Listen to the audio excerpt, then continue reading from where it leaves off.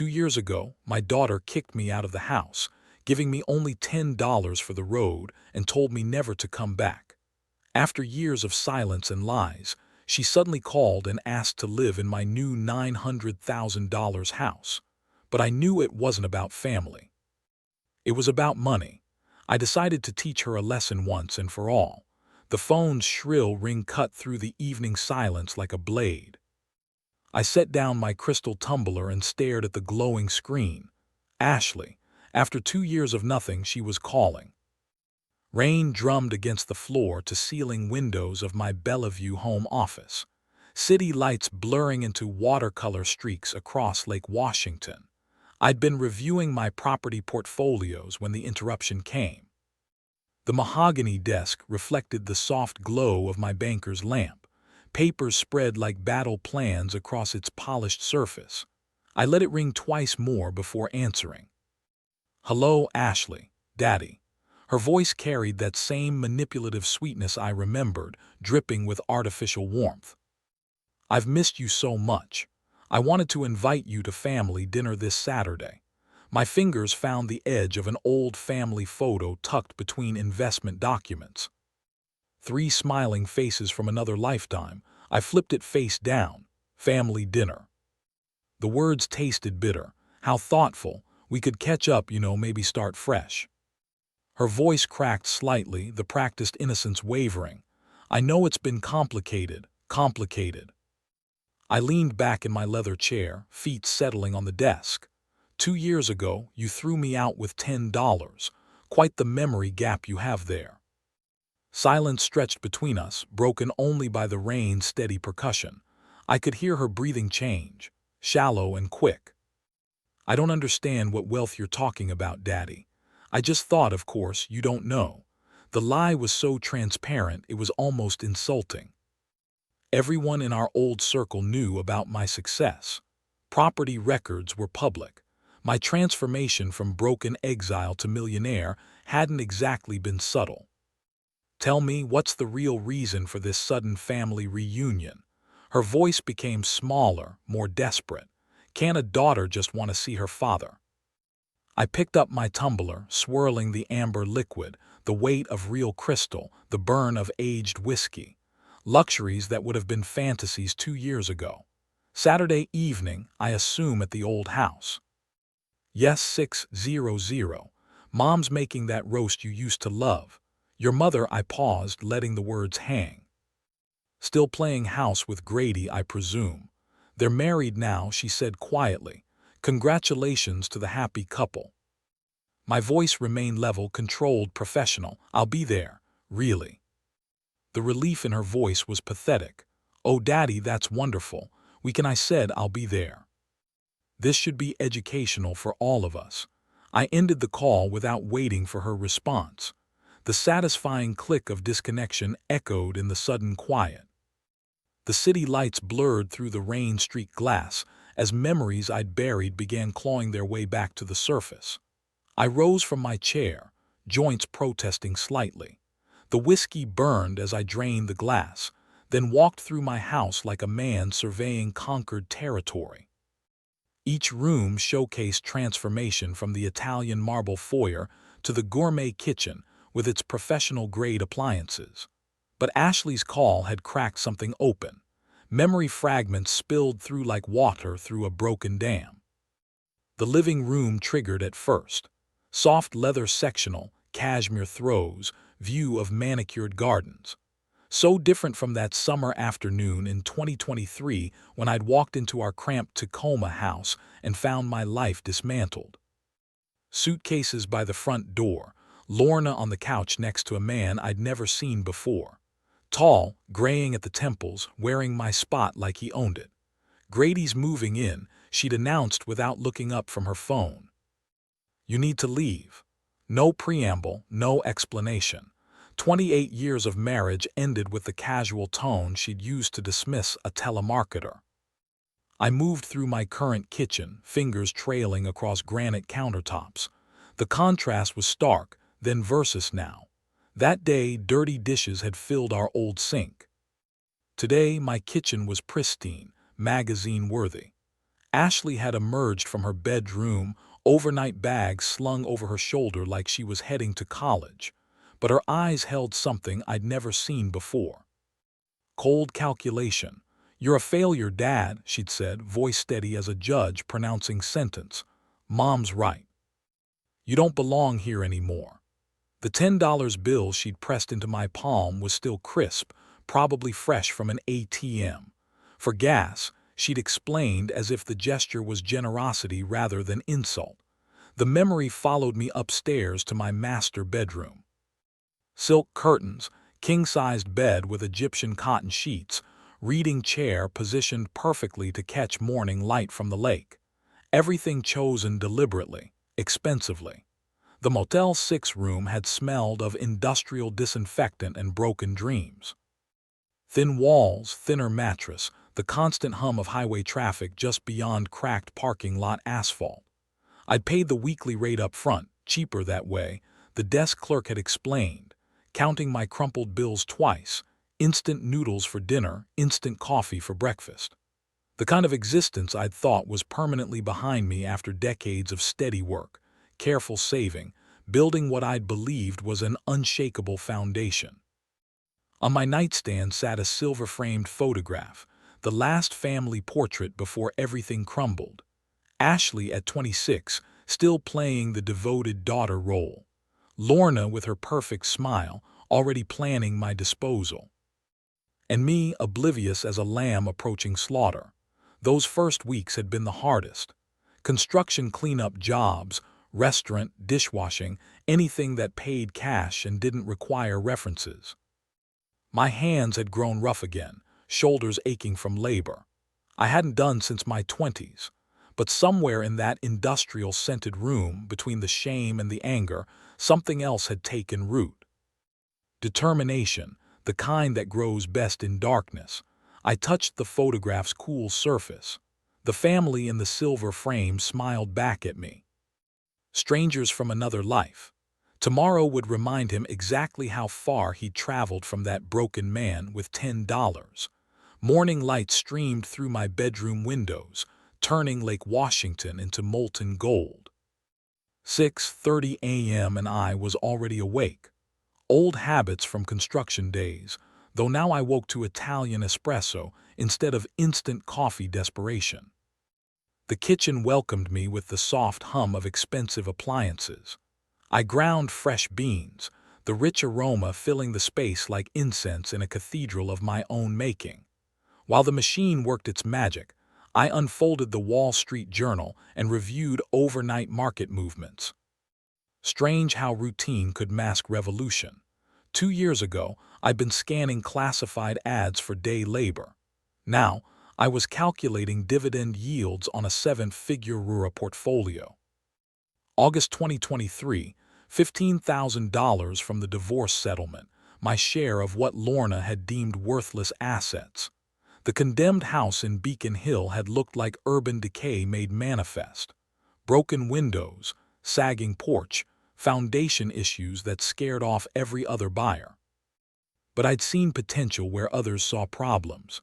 My office files held the proof of that first gamble. The purchase contract, framed now like a diploma, showed the sale price, $42,000. 4 months of 16-hour renovation days, learning plumbing and electrical work through YouTube videos and library books. December closing, $17,000, $65,000 profit, my first real victory. The portfolio folder held the rest of the story. Property after property, each purchase more ambitious than the last. Winter 2023 became spring 2024, became summer success. Every profit reinvested, every lesson learned and applied. The turning point had come in October, a foreclosure in Queen Anne. Owner defaulted on renovation loans. Bank desperate to unload. I'd walked through the half-finished shell and seen what others missed, premium location. Solid bones, work already started, $200,000 purchase price. 6 months of careful restoration, $420,000 sale price. That profit had changed everything. I sipped my espresso, rich and complex, Nothing like the bitter gas station coffee that had sustained me through those early months. The bank statement in my desk drawer showed the current total, $10.4 million, net worth that would make Lorna choke on her morning smoothie. My phone showed missed calls from yesterday evening, real estate agents with new opportunities, contractors bidding on projects, investors wanting partnerships, the kind of problems successful people faced. Every nail I'd driven, every tile I'd laid, every sleepless night spent planning the next move. All of it had led here to this kitchen, this view, this moment of quiet triumph before the storm. The photo collage on my refrigerator told the visual story. Before and after shots of each property, newspaper clippings about neighborhood revitalization, award letters from the Seattle Real Estate Board, evidence of resurrection. Saturday's dinner invitation wasn't random. Ashley was drowning, probably Lorna too, and they needed a life preserver. The $10 gift giver was ready to discuss terms. I finished my coffee and moved to the office, settling into my chair with the satisfaction of a general surveying a battlefield. Property listings waited on my computer screen. Investment opportunities that would have been impossible dreams just months ago. The morning stretched ahead, full of possibilities. For the first time in years, I controlled every single one. Then my phone rang again. 40 hours passed before the second call came. I'd spent Thursday morning reviewing acquisition contracts, fresh coffee steaming beside financial projections that would have seemed impossible 3 years ago. The March rain drummed steadily against my office windows, creating the perfect soundtrack for business. My phone buzzed. Lorna's name appeared on the screen like a ghost from another lifetime. I removed my reading glasses deliberately, set them beside the contract I'd been reviewing, let it ring 3 times before answering. "Hello, Lorna." Harron. Her voice carried that same syrupy sweetness she'd perfected during our marriage. "I hope I'm not interrupting anything important. You never worried about that before." I leaned back in my leather chair, pen poised over a notepad. "What do you need?" "It's about Ashley." The rehearsed tremor in her voice was almost artistic. "She's facing an unexpected financial crisis." And I thought, well, as her father, background noise filtered through the connection, papers rustling, whispered urgency I couldn't quite make out. What kind of crisis? I kept my voice neutral, professional, the same tone I'd use with a contractor trying to inflate estimates. Poor business decisions. The creditors are threatening legal action. Her breathing quickened slightly. I wouldn't ask if it wasn't an emergency. She could lose everything. "Tell him about the legal troubles" came clearly through the phone, Ashley's voice sharp with anxiety. Lorna's pause lasted exactly 3 seconds. "I mean, the situation is quite serious." "How serious?" I wrote performance on my notepad, circled it twice. "Just 50,000 would solve the immediate crisis." The number tumbled out too quickly, too practiced. "I know it's a lot, but ask for more, Mom." Ashley's coaching carried perfectly through whatever cheap speakerphone they were using. The silence that followed could have cut glass. "I see." I set down my pen, amazed at how transparent desperation made people. "And what makes you think I have that kind of money lying around?" "Well," I heard Lorna's voice cracked like thin ice. "People talk, about your success. People talk about many things." I swiveled my chair toward the window, watching rain streak down glass that probably costs more than their monthly rent. "Not all of it accurate. Harlan, please, she's your daughter." My daughter threw me out with $10 and called me a failure. The words came out calm, measured, factual. Now she needs 50,000 from a failure. That was different. She was upset. She was honest. I picked up my coffee cup, savored the rich warmth. Brutally, refreshingly honest, but you're her father. Family means not 1 cent.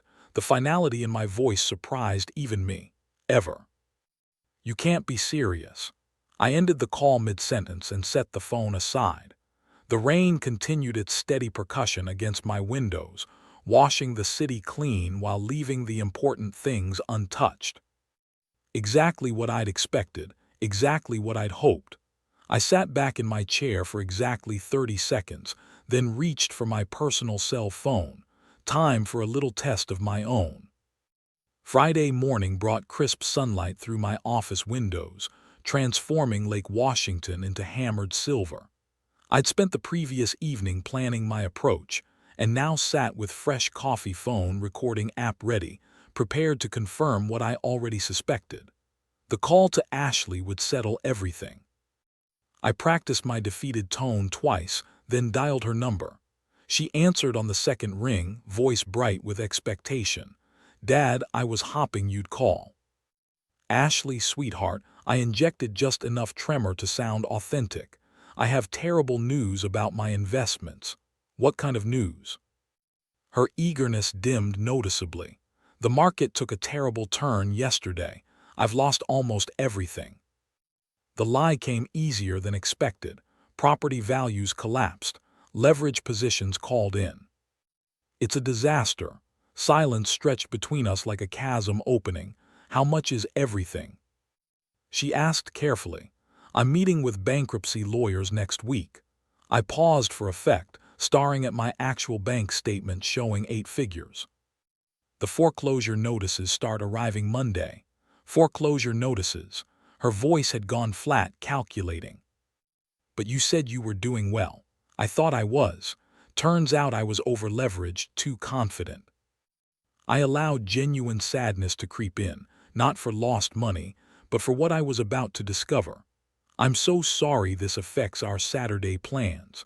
The pause that followed lasted exactly 12 seconds. I counted. "What does this mean exactly?" Ashley's tone had shifted completely. No sympathy, no comfort, pure arithmetic. "How much is left?" "Maybe enough for a small apartment if I'm lucky." I closed my eyes, bracing for impact. "I know this changes everything for you." "What, seriously?" The mask slipped entirely now. "Then don't come to dinner Saturday." No hesitation. "No, we'll figure it out together." "Or money doesn't matter." Just cold dismissal, swift as a blade between ribs. "I understand completely." My voice stayed steady through sheer force of will. "This changes everything for you." "I mean, what's the point if you can't?" She caught herself, but too late. "I'm sorry, Dad, but this is really complicated timing. Thank you for being so direct about your feelings." "It's not about feelings, it's about goodbye, Ashley." I ended the call and sat motionless for a full minute, staring at the phone. 28 years of fatherhood reduced to a transaction, and when the money disappeared, so did the daughter. The recording had captured everything. Her voice, her priorities, her complete lack of concern for my supposed devastation. Perfect evidence of what I'd already known but needed confirmed. I saved the file with today's date and opened my laptop. Time to learn exactly what my family had been hiding from me. The weekend disappeared into research and planning. By Monday morning, I'd compiled enough surface information to know I needed professional help. Ashley's failed business venture showed dozens of customer complaints across multiple platforms. Lorna's Instagram medical fundraising looked increasingly suspicious under scrutiny. Marcus Reed's downtown office occupied the 15th floor of a glass tower overlooking Elliott Bay, former FBI, according to his credentials, now specializing in financial fraud investigations. Exactly what I needed. Mr. Voss. Reed was younger than expected, mid-40s with sharp eyes and a firm handshake. "You mentioned needing background verification on 2 individuals." I settled into the client chair, nodding the diplomas and commendations covering his walls. Professional competence radiated from every surface. "My daughter and ex-wife have approached me for significant financial assistance." I kept my tone businesslike, factual. "I need complete background checks before making any decisions. Standard due diligence." Reed opened a fresh file folder. "What specific areas concern you?" any legal vulnerabilities, fraudulent activities, or misrepresented circumstances. I slid across the basic information sheets I'd prepared. Discretion is essential. They cannot know about this investigation. Reed reviewed the documents sufficiently. 1 week for comprehensive reports. My fee is $5,000. Expenses included. Acceptable. I wrote the check immediately. How detailed will your findings be? Everything legally obtainable. Public records, court filings, business registrations, customer complaints, social media analysis. He tucked the check into the folder. If there's deception involved, I'll find it. Wednesday brought the preliminary report. Reed's voice carried no judgment, just facts delivered with professional precision.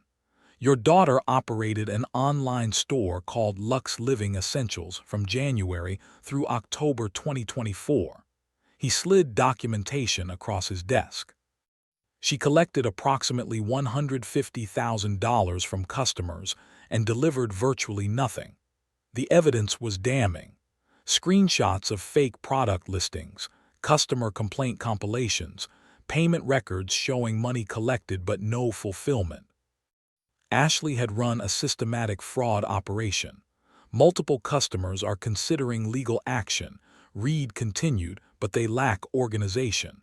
No formal charges filed yet. What about my ex-wife? More interesting, Reed opened a second folder. She's raised significant money through Instagram medical fundraising, claiming various illnesses. Medical records show no serious health issues whatsoever. Friday's final meeting completed the picture. Reed's comprehensive dossier revealed the full scope of their deceptions, tax implications for unreported income, potential criminal charges for fraud, a web of lies that went deeper than I'd imagined. Your ex-wife's unreported donation income could trigger federal tax investigations. Reed explained, your daughter faces potential felony charges if customers organized properly. I studied the thick folders, amazed at how thoroughly they'd constructed their house of cards.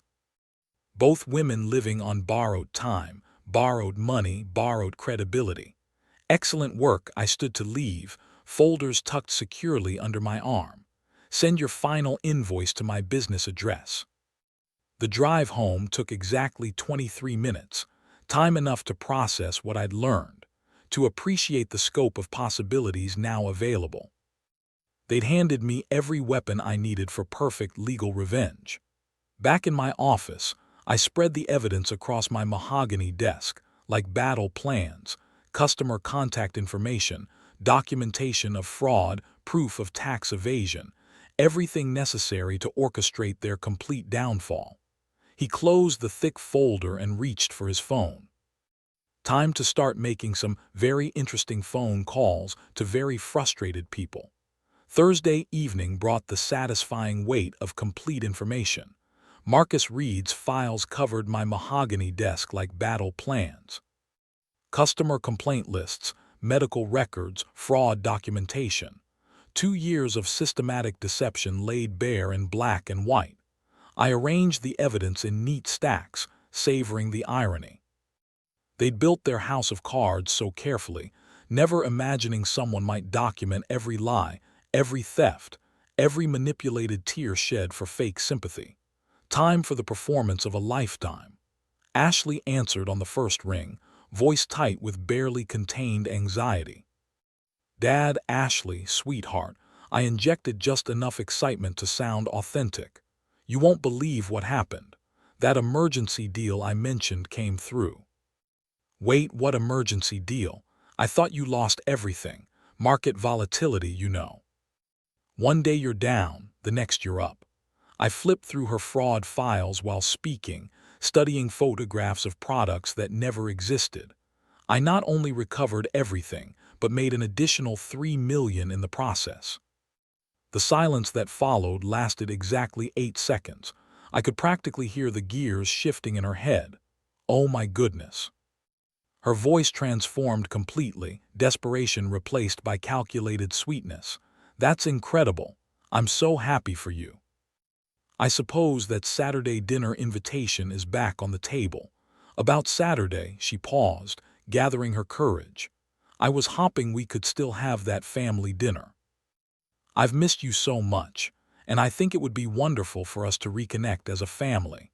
The same voice that had coldly dismissed me 24 hours earlier now dripped with artificial warmth. Textbook manipulation exactly as predicted.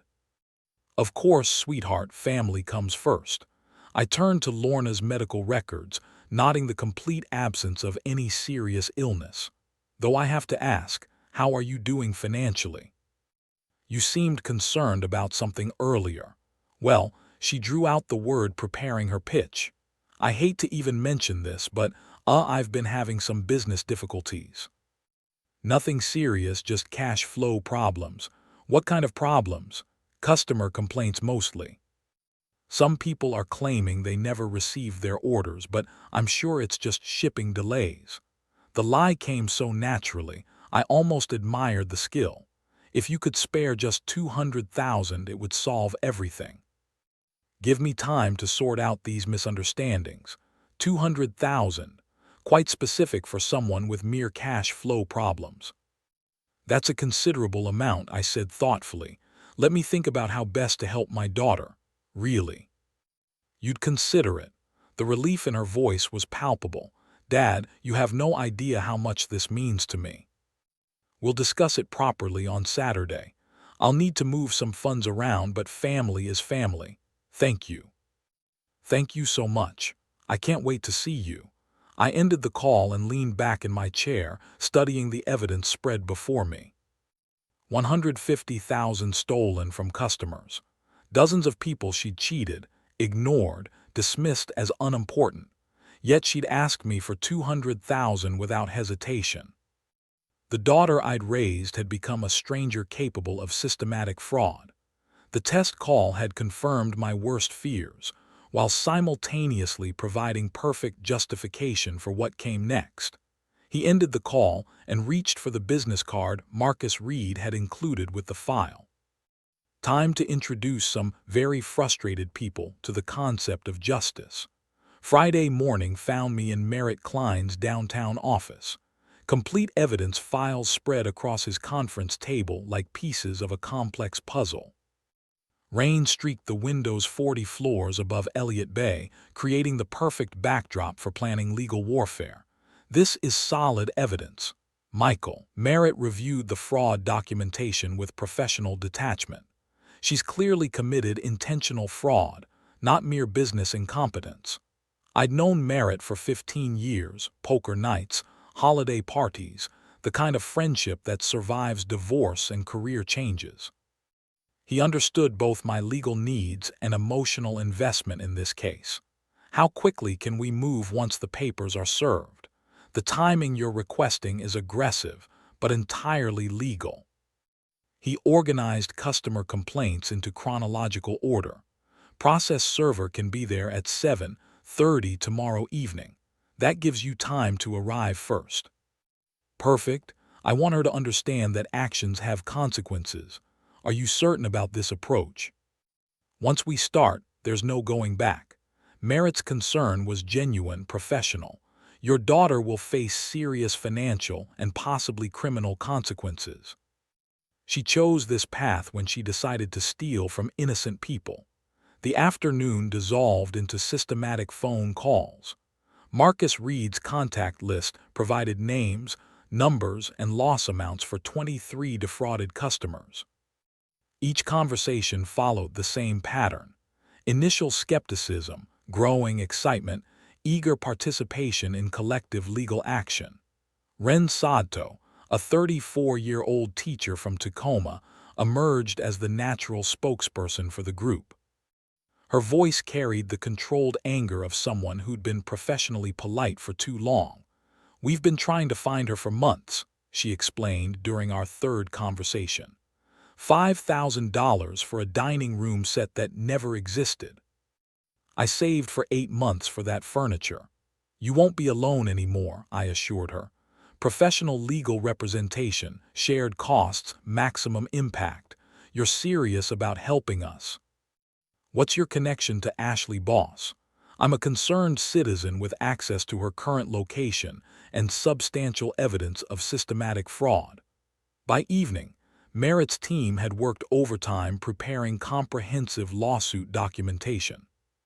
The conference room buzzed with focused energy, paralegals organizing evidence, associates researching precedents, everyone understanding the importance of perfect legal execution.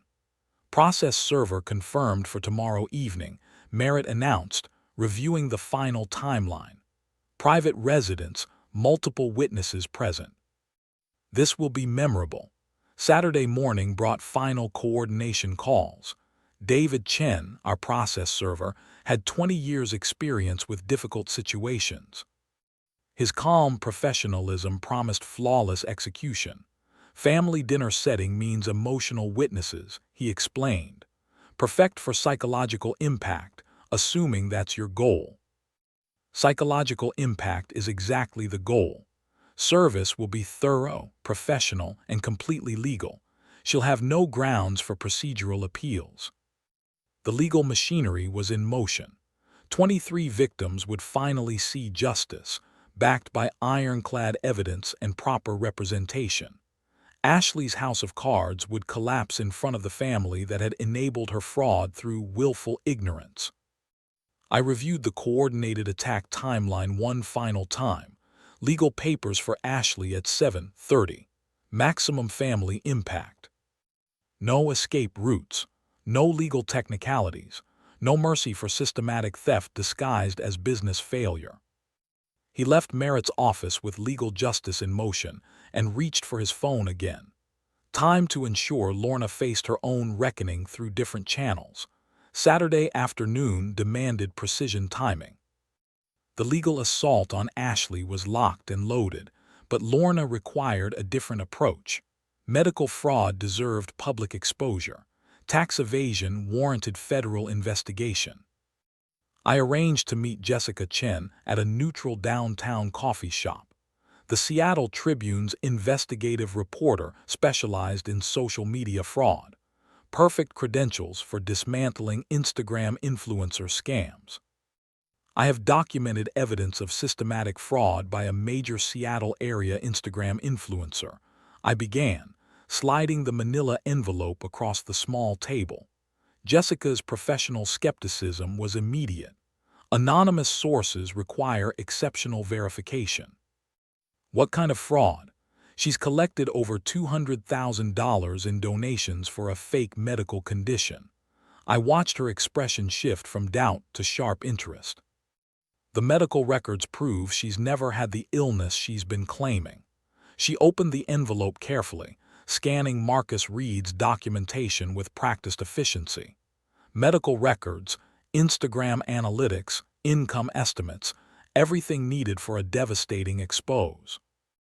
These are serious allegations requiring substantial fact-checking. Her voice carried the controlled excitement of a journalist sensing major story potential. Instagram influencer fraud is becoming epidemic, but this level of medical deception is particularly egregious. This isn't revenge journalism, I assured her. This is public service, protecting future victims from sophisticated medical manipulation. If this checks out, we can publish online within hours. The tax implications alone will trigger federal investigation. While Jessica began her verification process, I contacted the IRS tip line. David Park, a Seattle office tax fraud investigator, specialized in social media income tax evasion cases. I'm reporting systematic tax evasion by an individual with substantial unreported social media income, I explained, providing Lorna's details and evidence summary. What's your relationship to the subject? How did you obtain this information?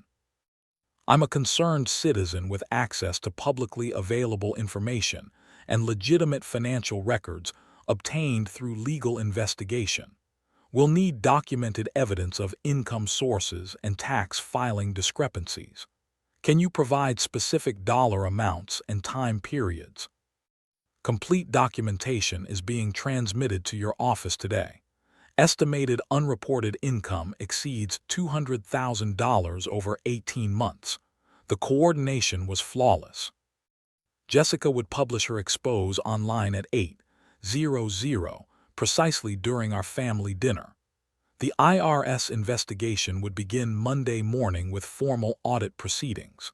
Lorna's reputation would crumble while she sat at her own dinner table, probably checking Instagram for validation she'd never receive again. Instagram will likely shut down her account once this goes viral, Jessica noted during our final coordination call. That's actually perfect timing. Maximum impact, minimum recovery time.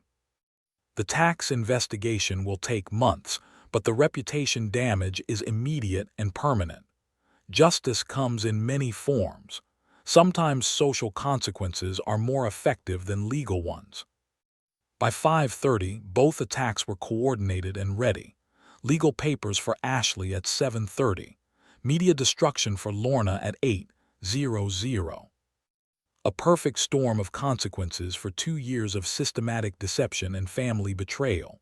I close my laptop and check my watch. In 2 hours, justice would finally be served alongside dinner. The 45-minute drive to Tacoma gave me time to savor the approaching moment. March evening traffic flowed smoothly, as if the universe itself was coordinating my arrival. I pulled into the familiar driveway at exactly 7:00, punctuality being crucial for what came next. The house looked smaller than I remembered. Warm light spilled from the dining room windows, creating an illusion of domestic tranquility that would soon shatter like cheap glass. I carried an elegant gift box, empty but perfectly wrapped for psychological effect. Every detail mattered in the performance I was about to deliver. Michael. Lorna opened the door with theatrical enthusiasm, jewelry glinting from recent donation purchases. "You look wonderful. Success really suits you." "It's good to be back in this house," I replied, stepping into the foyer where I'd once been handed $10 and my walking papers. Brings back so many memories. The dining room table was set for 4, candles flickering over Lorna's best china. Ashley emerged from the kitchen, nervously smoothing her dress, clearly chosen to project success she didn't possess. "Dad," her embrace felt calculated, practiced. "I'm so glad you could make it despite everything that happened recently." "Water under the bridge, sweetheart." I placed the gift box prominently on the side table. "I brought a special surprise for everyone, but good things come to those who wait." Grady nodded from his position near the television, uncomfortable in formal attire, but trying to play supportive husband.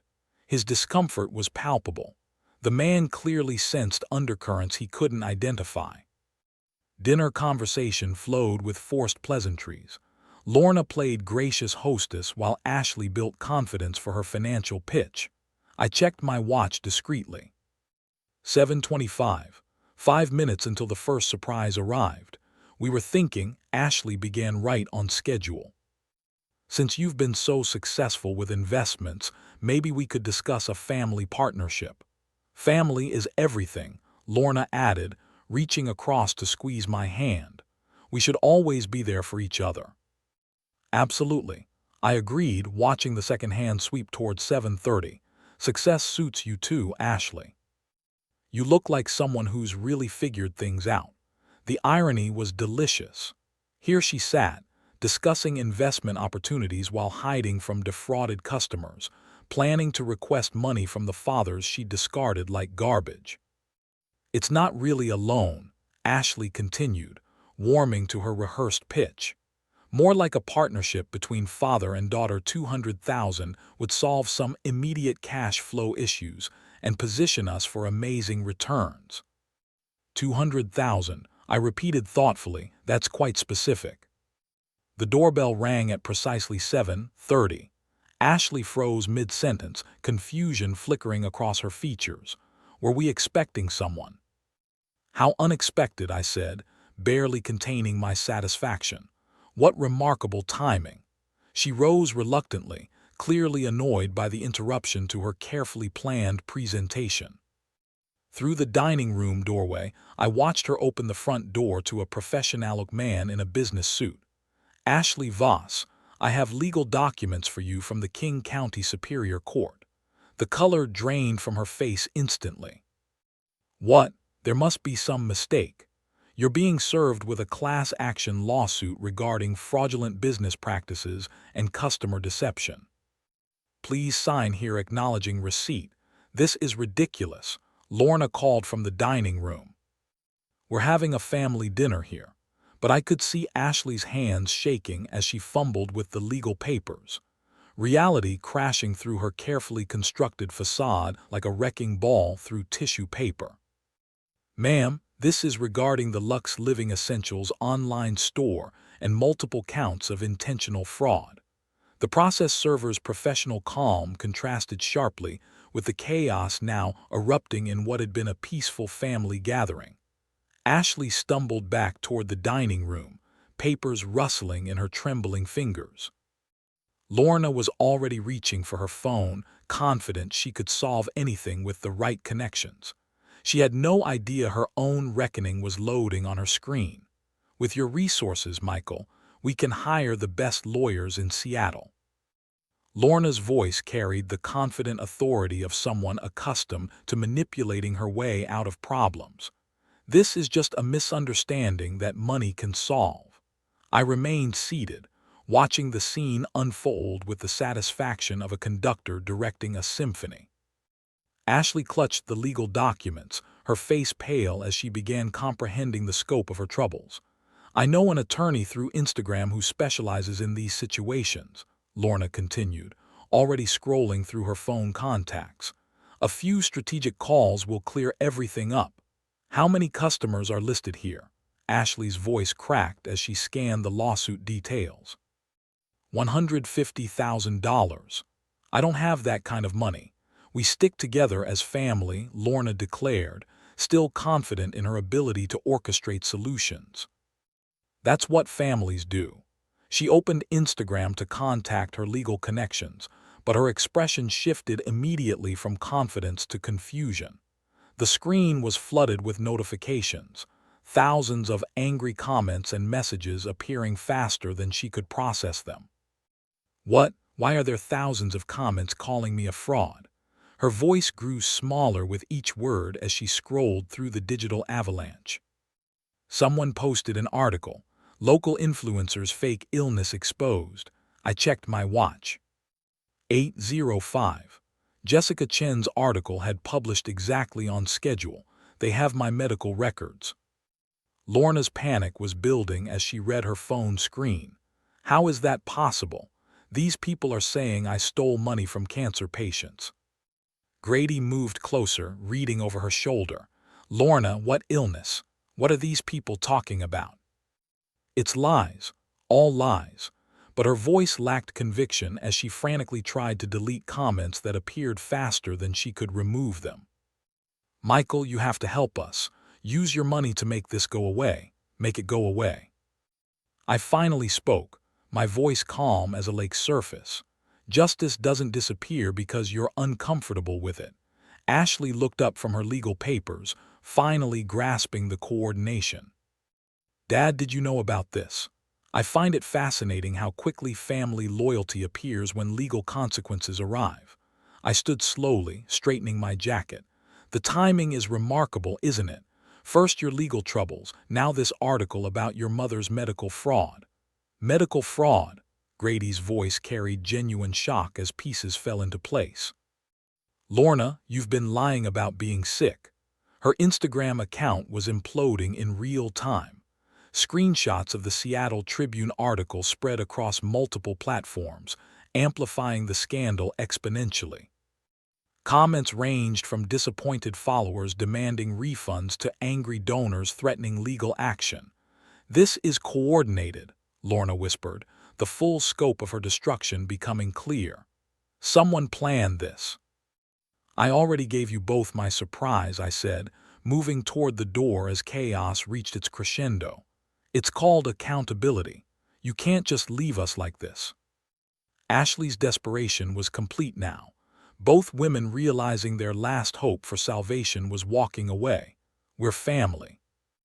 I paused at the threshold, savoring the moment I'd waited 2 years to deliver. 2 years ago, you threw me out with $10 and called me worthless. My voice carried the weight of every humiliation, every sleepless night in that industrial motel. Every moment of grinding poverty they dismissed. Tonight you learned what that was really worth. The door closed behind me with the finality of justice served cold and complete. Through the window, I could see both women staring at their phones, watching their carefully constructed lives collapse in real time, while Grady backed away from the wreckage of his marriage. 4 months later, I stood on a Hawaiian beach, watching the sun dissolve into the Pacific Ocean. The warm sand beneath my feet felt like the opposite of everything that industrial motel had represented. Poverty, humiliation, desperation replaced by choice, abundance, and peace. Merritt had called that morning with the final legal updates. His voice carried satisfaction when he delivered the court's decision. Ashley received the maximum civil judgment. He'd reported $153,000 in restitution plus court costs. The judge was particularly harsh about the systematic nature of her fraud, and the criminal charges, felony fraud, conviction, 3 years probation, community service, and permanent criminal record. Any future employer will see those charges. The legal machinery had ground forward with inexorable precision. 23 victims received full compensation, while Ashley faced a decade of minimum wage jobs and garnished paychecks. Justice delivered through proper channels, exactly as I'd planned. Lorna's destruction had been equally thorough, but more public. Jessica Chen's article triggered an avalanche of investigative journalism. Every donation, every fake medical claim, every tax discrepancy exposed for public consumption. Her Instagram account was permanently banned.